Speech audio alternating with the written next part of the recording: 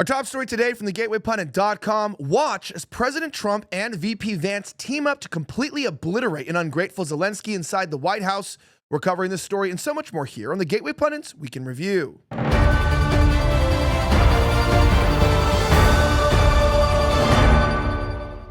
My name is Elijah Schaffer, and this is the Gateway Pundit's Week in Review, where we cover the top 5 stories of the last 24 hours. Our top story today, President Trump and VP Vance teamed up to completely obliterate an ungrateful Zelenskyy inside the White House, Colin Linebarger reports. President Trump and Vice President J.D. Vance teamed up during a fiery White House meeting on Friday to epically put Ukrainian President Volodymyr Zelenskyy in his place. As the Gateway Pundit reported earlier, Zelenskyy arrived at the White House on Friday to meet with President Trump to discuss his rare earth mineral rights proposal. Ukraine agreed to Trump's requested mineral rights deal with the U.S. earlier this week to compensate Americans for the hundreds of billions of dollars the Biden regime had given them since the Ukraine-Russia war started 3 years ago. Vance got his first shot in at Zelenskyy by slamming him for litigating the Ukrainian war in front of the media and trying to embarrass Trump. Now, as you guys know, J.D. Vance himself has been the huge shock this campaign as we've watched him evolve from just being a senator, a freshman senator, to being one of the most class act vice presidents, even surprising myself with how well he is at negotiating on an international stage. I can say this, VP Vance has been, above all else, absolutely phenomenal in his ability to negotiate on the international stage in ways that someone of his experience level probably would not be able to do unless, of course, he was handpicked by someone as incredible as Donald Trump. Watch this exchange. I'm talking about the kind of diplomacy that's going to end the destruction of your country. Yes, but if you are not strong... Mr. President, with respect, I think it's disrespectful for you to come into the Oval Office and try to litigate this in front of the American media. Right now, you guys are going around and forcing conscripts to the front lines because you have manpower problems. You should be thanking the President for trying to bring an end to this conflict. Have you ever been to Ukraine that you say what problems we have? I have been to. Come once. I've actually watched and seen the stories, and I know what happens is you bring people, you bring them on a propaganda tour, Mr. President. Do you disagree that you've had problems bringing people into your military? We have problems. And do you think that it's respectful to come to the Oval Office of the United States of America and attack the administration that is trying to prevent the destruction of your country? A lot of questions. Let's start from the beginning. Sure. First of all, during the war, everybody has problems, even you, but you have nice ocean and don't feel now, but you will feel it in the future. God bless. You don't know that. God bless. You God bless. You will not have a war. Don't tell us what we're going to feel.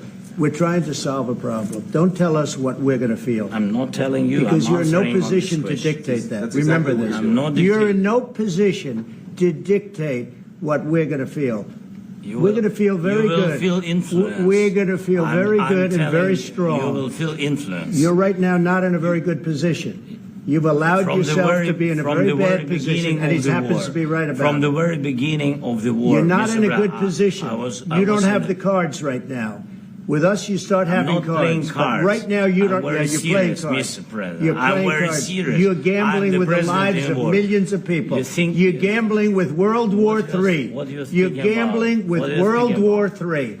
And what you're doing is very disrespectful to the country, this country. It's back to you. Far more than a lot of people said they should have. Have you said thank you once? A lot of times. No, in this entire meeting, you said thank you. Even today. You went to Pennsylvania and campaigned for the opposition in October. Offer some words of appreciation for the United States of America and the president who's trying to save your country.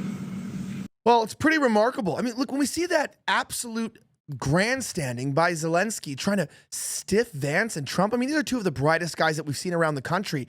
And the fact that he thinks he can come in and disrespect the United States of America like that, look, I understand people have criticisms of Zelenskyy, criticisms of Trump, and even of J.D. Vance. But watching our leaders act with such efficiency and power over someone like Zelenskyy is remarkable. It is beautiful to see, and I'm glad that we're back. Now, that being said, guys, I want to tell you about something very important. Obviously, you know cancer, you have acne, rosacea, multiple sclerosis, rheumatoid arthritis. All of these different diseases are in 4 different areas of medicine. But what if I told you they can all be treated with parasite medication? That it turns out that these diseases, well, yeah, they actually can be treated this way. What if I told you that you had a pet or ate sushi that you're more than likely to have parasites living in your body? They can cause discomfort, mood, fatigue, all different types of terrible side effects. Now, this means that a lot of our ailments that we experience every day are caused not by environmental issues, but by parasites living inside of us. Now, this is something Big Pharma doesn't want you to know. There's a reason why they banned ivermectin during COVID. But right now, you can get a Purge Store offer at purgestore.com, promo code Elijah, getting 20% off this amazing product that will clear you out, get rid of the parasites in your body. Yes, there's natural ways you can do it. People are like, oh, you can take a teaspoon of this and a pill of that and put it together and eat this food. I see comments from you guys sometimes. Well, if you want to go to the store and spend an hour and research for 2 more hours and get all the stuff together and create your own concoction, you can do that. Or you can do what is easy and simple but effective for your body by picking up this Purge product today. Get Purge right now, 20% off at purgestore.com, promo code Elijah. Get rid of the parasites in your body, get back your energy, get rid of that fatigue, and start feeling healing in your bones immediately. Now, that being said, it also turns out something quite interesting. This just in, Secretary of State Marco Rubio terminates U.S. support of Ukraine's power grid. Check this out. Secretary of State Marco Rubio terminated the U.S. support for Ukraine's power grid. The State Department ended the U.S. aid initiative that has given hundreds of millions of dollars to the restoration of Ukraine's power grid. Ukraine has been struggling with power outages because of Russia's attacks on its power grid over the last few years. U.S. aid will also drastically reduce its presence in Ukraine, according to NBC News. The State Department this week terminated a U.S. agency for international development initiative that has invested hundreds of millions of dollars to help restore Ukraine's energy grid from attacks by the Russian military. Now, this, of course, goes on to explain that the official continued that Russia is fighting a two-pronged war in Ukraine, a military one, but also an economic one. They're trying to crush the economy, but U.S. aid has played a central role in helping it be resilient. Showing up the energy grid or shoring it up, we provided vast amount of support for Ukrainian government to avoid a macroeconomic crisis. Look, if he wants to play hardball, if Zelenskyy wants to play hardball, it looks like it's not just Trump. This is what I like about this administration. It's not just Trump, who's doing a great job, that's fighting. We're actually seeing his cabinet back him up. To watch J.D. Vance and them, I don't think I've ever seen a vice president and president sort of have each other's back like that before. It is remarkable to see. And someone accused me, they're like, why are you glazing JD? Why are you glazing Trump? Look, I give credit where credit's due. And in this interaction, I felt proud to be an American again. I was like, look, we're strong. And honestly, JD Vance kicks ASS and he's getting Trump's back. And, I got to say to those that are critics of them, hold your criticisms for another time, because this interaction is exactly what we need. And watching Marco Rubio come in and give his hand and say, look, we're also not going to play ball internationally. I love this. There's no civil war in our government right now. They're working in unison. Now, that being said, on other news, it turns out that the Florida police chief said, don't arrest illegals, refuses to work with ICE. Jacob Engels reports this terrible story. Orange County Sheriff John Mina, who notably bungled the Pulse investigation, is a known Democrat, has instructed his deputies to inform him and get prior permission before detaining illegal immigrants. According to an internal email, rank and file officers were told that they needed to stand down if they encountered a situation involving an illegal immigrant. This was the edict. Any ICE immigration-related calls must be cleared through the chain of command, stating that officers of the Orange County Sheriff's Office need to get permission before arresting illegal immigrants who rape and pillage our communities. Mina, who has refused to work with the Trump administration, is apprehending violent illegals, is upsetting officers and putting the community at risk. The problem with this is, according to the OPD and DEA investigator James Copenhaver. Look, we can't live in a country where our law enforcement refuses to enforce the law due to political bias. I mean, we need more people like Rubio, like Vance, like Trump in power, and less people like Mina who are going to come in and do what? Refuse to enforce the law? I think he should be impeached. It's disgusting. Now, that being said, in other news, Representative Anna Paulina Luna vows to fire staffer over disgraceful RICKROLL prank on House Judiciary X account instead of Epstein files. Check this out. It was the House Judiciary. It said breaking Epstein files are released, and then it was RICKROLLed. I don't think it's time to joke around. I don't think we need photo ops. I don't think we need jokes.